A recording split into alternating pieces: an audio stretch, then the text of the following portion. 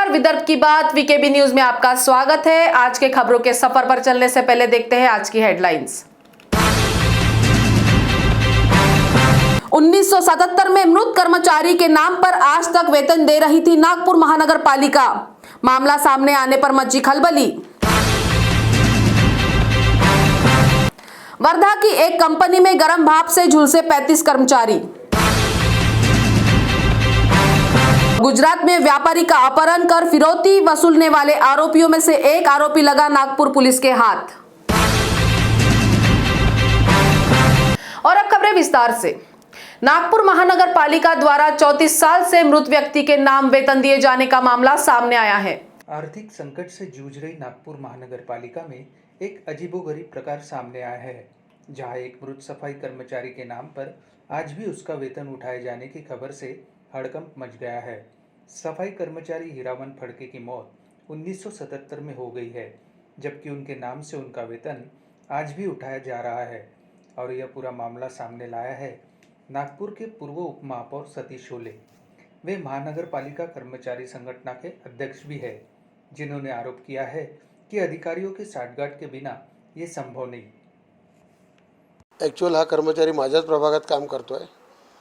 हिरालाल जिंगरू फडके नावाचा एवजदार म्हणून हा 1986 पासून तर आत्ता या फरवरीच्या 2020 पर्यंत माझ्या इथे कार्यरत आहे असं दाखवण्यात आलं। मुळात हा माणूस हा ग्रस्त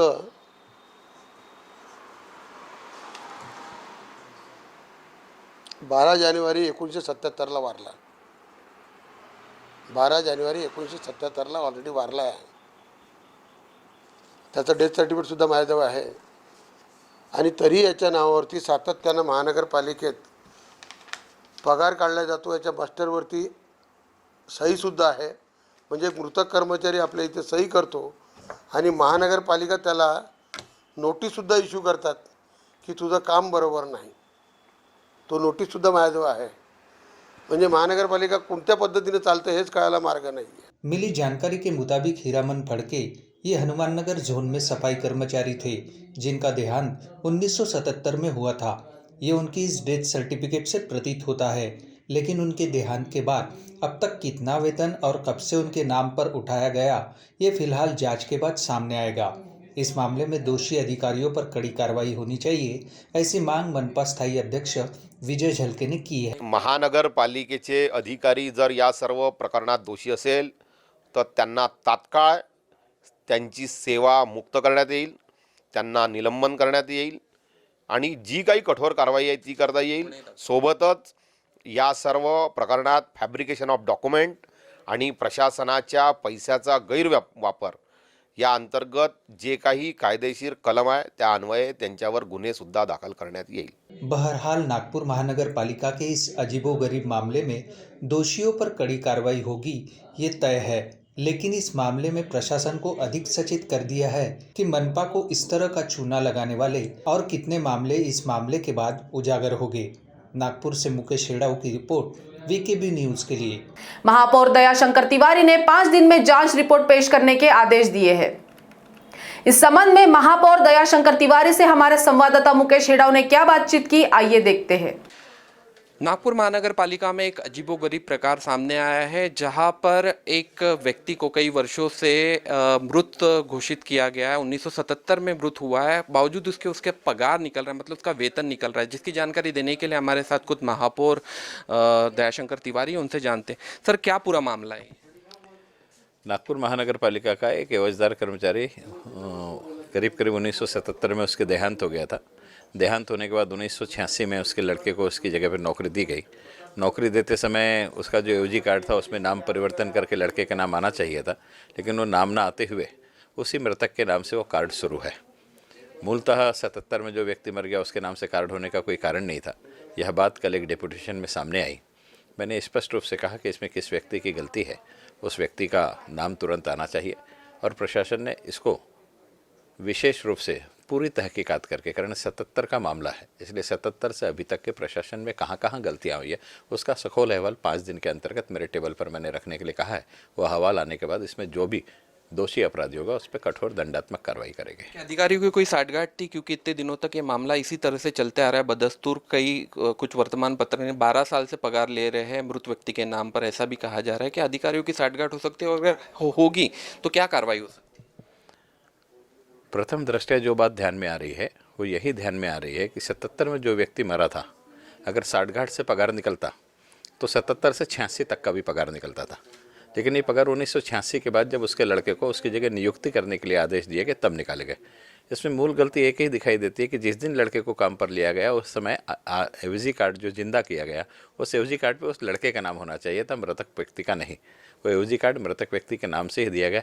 यह मूल रूप से गलती है, जिसके कारण यह सारा का सारा विषय सामने आया है। पगार भी मृत व्यक्ति के नाम से निकल रहा है? बिल्कुल, जब कार्ड उसके नाम से हो तो पगार उसी के नाम से निकल रहा है, और इसी के लिए 5 दिन के अंदर अहवाल सादर करने के लिए। कितनी बड़ी लापरवाही मानते हैं इसको? 100% लापरवाही है, इसमें बड़ी छोटी नहीं, ये पूरी लापरवाही है। क्या कार्रवाई करने वाले हैं ऐसे? रिपोर्ट आने के बाद जो भी कठोर से कठोर दंडात्मक कार्रवाई हमारे नियमों के अंतर्गत होगी वो हम करेंगे। बहुत बहुत शुक्रिया सर हमसे बातचीत करने के लिए। महापौर दयाशंकर तिवारी थे जिनसे बातचीत हम कर रहे थे। 5 दिन का समय दिया है इस घटना पे, और जो भी दोषी होगा उस पर कड़ी से कड़ी कार्रवाई की जाएगी, ऐसा उन्होंने कहा है। कैमरा पर्सन राजीव जंगीटवार के साथ मुकेश शेड़ाव, वीकेबी न्यूज़, नागपुर। वर्धा की एक कंपनी में गर्म भाप से 35 कर्मचारियों के झुलसने की खबर सामने आई है। सभी कर्मचारियों को सेवाग्राम और सावंगी मेगा अस्पताल में भर्ती किया गया है। वर्धा जिले की उत्तम गालवा कंपनी में सुबह 10 बजे फर्नेस खोलते समय निकली गर्म भाप से करीब 35 कर्मचारी झुलसने की खबर आई है। इनमें से 25 श्रमिकों को सावंगी मेगा अस्पताल में भर्ती किया गया है, जबकि 10 लोगों को सेवाग्राम अस्पताल में भेजा गया है। इनमें 3 लोगों की हालत गंभीर होने से उन्हें नागपुर के ऑरेंज सिटी अस्पताल भेजे जाने की तैयारियां की जा रही थी। यह हादसा सुबह के 10 बजे के आसपास हुए जाने की जानकारी मिली है। मेरे 5:40 पे प्लांट पूरी तरीके से बंद हो गया था, और ये चूंकि एनुअल शटडाउन था तो मेंटेनेंस का वर्क जो है ना वो शुरू किया गया। तो वहाँ पे जो ब्लास्ट फर्नेस पे ये एक्सीडेंट हुआ है, तो ब्लास्ट फर्नेस में एक टूएर करके कोई इक्विपमेंट है, तो उस इक्विपमेंट से जब उसको खोला गया तो उसमें से गर्म हवा निकली, और गर्म हवा के साथ में पार्टिकल्स निकले, तो जिसमें कि वहाँ पे जो काम कर रहे हुए लोग थे तो उनको चोटें आई, मतलब बर्न इंजरीज हुई। तो बर्न इंजरीज करीब 35 लोगों को हुई हैं। 35 लोगों में से करीब 25 लोगों को हम लोगों ने सावंगी हॉस्पिटल में इमीडिएटली, हमारे पास 2 एम्बुलेंसेज हैं, तो दोनों एम्बुलेंस से हमने उनको, और 2 एम्बुलेंस से और दूसरी भी गाड़ियों से उनको सबको भेजा। तो 25 लोग सावंगी में भेजे गए, और सेवाग्राम हॉस्पिटल में करीब 10 लोग भेजे गए। 25 लोग जो सावंगी हॉस्पिटल में भेजे गए हैं उनमें से करीब 17 लोग जो है ना वो उनको सुपरफिशियल बर्न्स हैं, और 8 लोगों को जो बर्न्स हैं वो थोड़े से ज़्यादा हैं, और जिनमें से एक आदमी को अभी ऐसा आइडेंटिफाई हुआ है डायग्नोसिस के बाद में कि उसको 40 से 50% तक इंजरीज हैं। तो उसको हम लोग इमीडिएटली ऑरेंज सिटी हॉस्पिटल में स्पेशल ट्रीटमेंट के लिए, जहाँ पे बहुत अच्छी सुविधाएं हैं बर्न केसेस में, वहाँ पे हम लोग शिफ्ट कर रहे हैं। और ऐसे ही जो सेवाग्राम में भी वो डॉक्टर्स वहाँ पे लगे हुए हैं, और ऐसी उम्मीद है कि शायद 2 लोगों को वहां से भी। बेलतरोड़ी पुलिस ने गुजरात से फरार अपहरण के आरोपी बदमाश को 22 लाख रुपए के नोटों सहित हिरासत में लिया है। गुजरात के गांधीग्राम में एक व्यापारी का अपहरण कर उसे रिहा करने के बदले लाखों रुपए की फिरौती वसूलने वाले बदमाशों में से एक मनोज व्यास को नागपुर में बेलतरोड़ी पुलिस ने 22,24,500 रुपए के नोटों के साथ हिरासत में लिया है। बेलतरोड़ी पुलिस को गुजरात पुलिस से सूचना मिली थी कि एक कुख्यात अपराधी राजस्थान से मध्य प्रदेश होते हुए बंगलोर जा रहा है। उसकी कार का नंबर भी गुजरात पुलिस ने सर्कुलेट किया था। इस आधार पर पुलिस ने नागपुर में नाकाबंदी की और उसे हिरासत में लिया। आरोपी राजस्थान के सीकर का रहने वाला है। अब नागपुर पुलिस से सूचना मिलने के बाद गुजरात पुलिस इस आरोपी को गिरफ्त में लेने के लिए नागपुर आ रही है। 2 तारखेला आमच्याकडे गुजरात पोलिसांकडून माहिती मिळाली की एक आरोपी राजस्थानमधून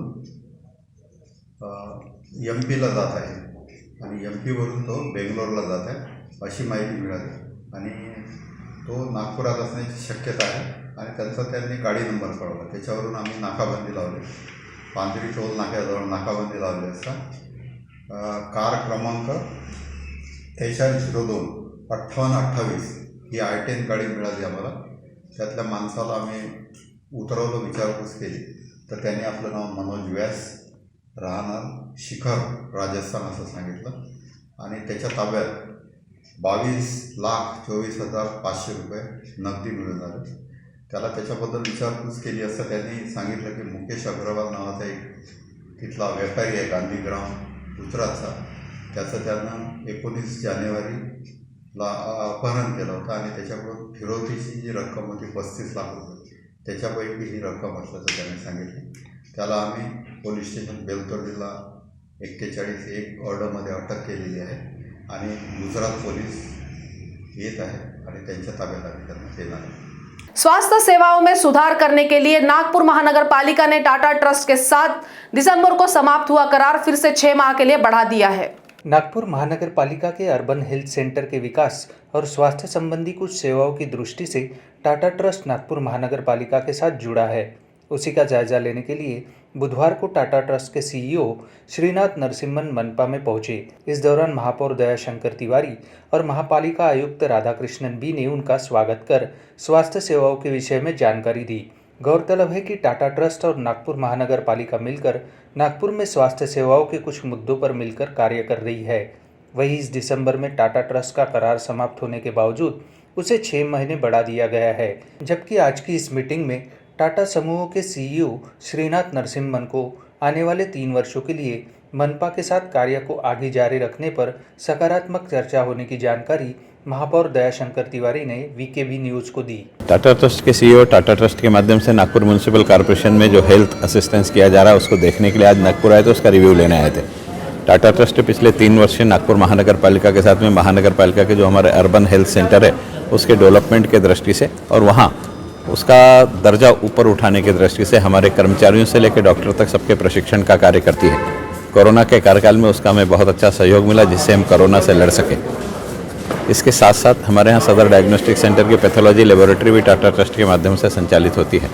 इसी के साथ साथ आने वाले समय में जो प्रस्तावित 75 हमारे हेल्थ पोस्ट है उसमें भी टाटा ट्रस्ट के माध्यम से हमें सहयोग मिले, इस प्रकार का विषय आज हमने रखा.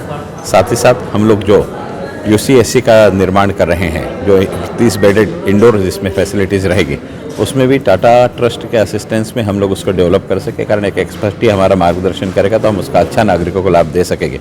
ये सारी चीज़ों पर सकारात्मक चर्चा हुई है और टाटा ट्रस्ट का जो कार्यकाल दिसंबर में समाप्त था हमने 6 महीने के लिए एक्सटेंड किया है, उसे आने वाले और 3 वर्ष के लिए टाटा ट्रस्ट हमारे साथ काम करे ऐसा उनसे निवेदन किया है.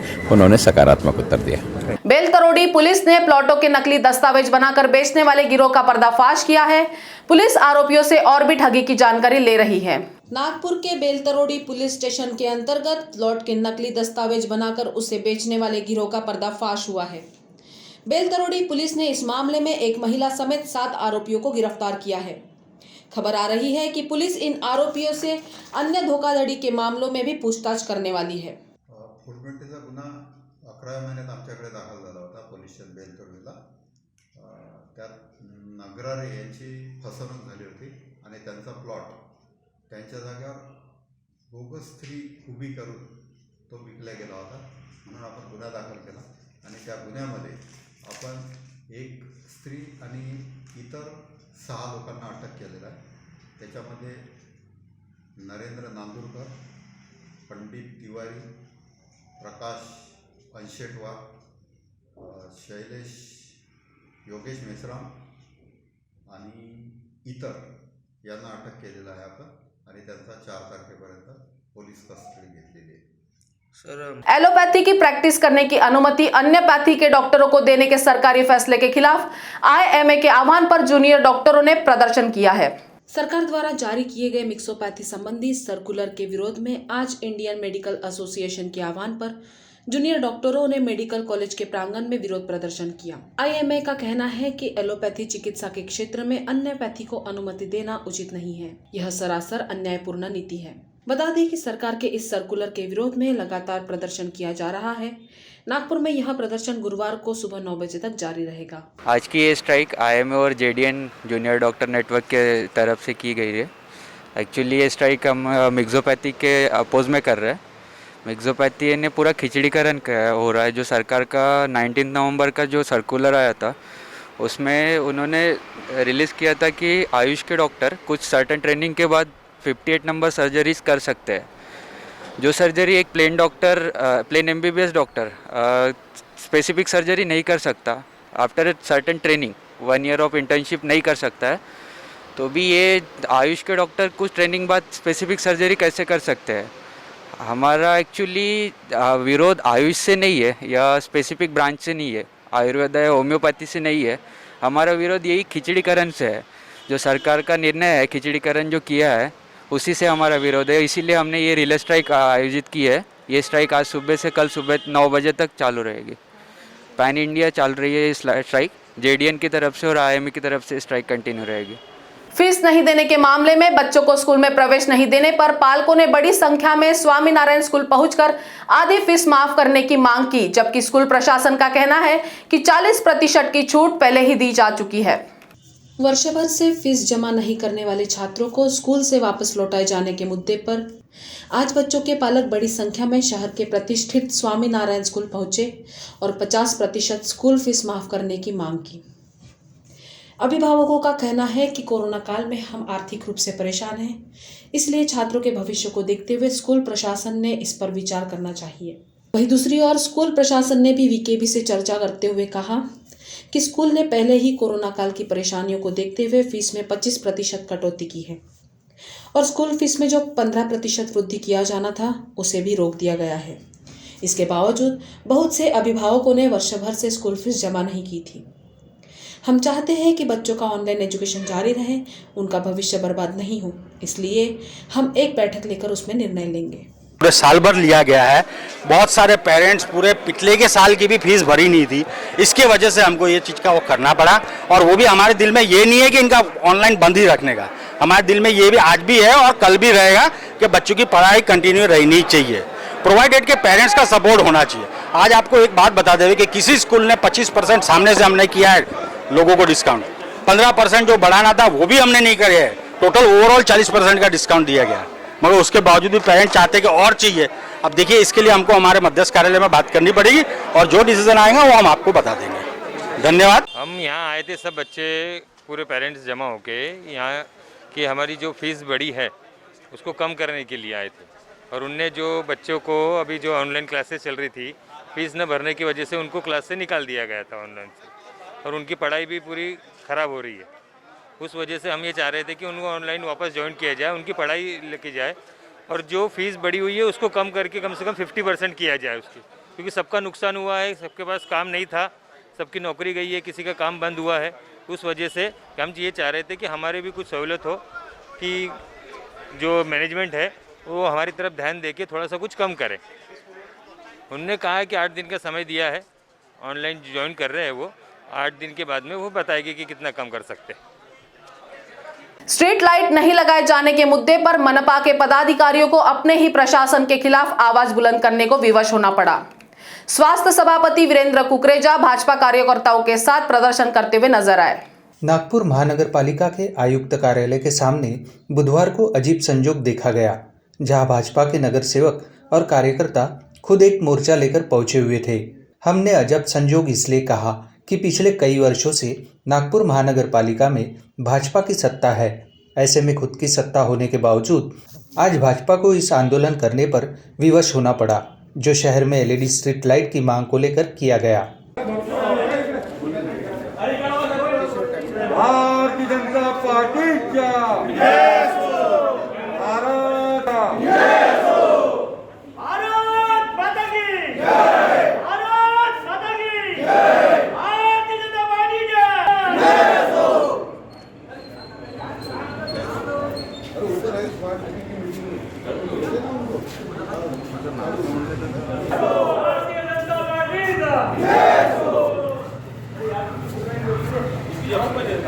उत्तर नागपुर के भारतीय जनता पार्टी द्वारा ये मोर्चा मनपा आयुक्त कार्यालय पर निकाला गया, जहां मनपा स्वास्थ्य विभाग सभापति विक्की कुकरेजा ने बताया कि शहर भर में करीब 12,000 LED स्ट्रीट लाइट के पोल खड़े हैं, लेकिन इसे स्थायी समिति द्वारा मंजूरी मिलने के बावजूद भी प्रशासन की अनदेखी के कारण इस पर अमल नहीं किया गया, जबकि LED लाइट पर 12 करोड़ रुपए मंजूर करने की जानकारी विक्की कुकरेजा ने दी।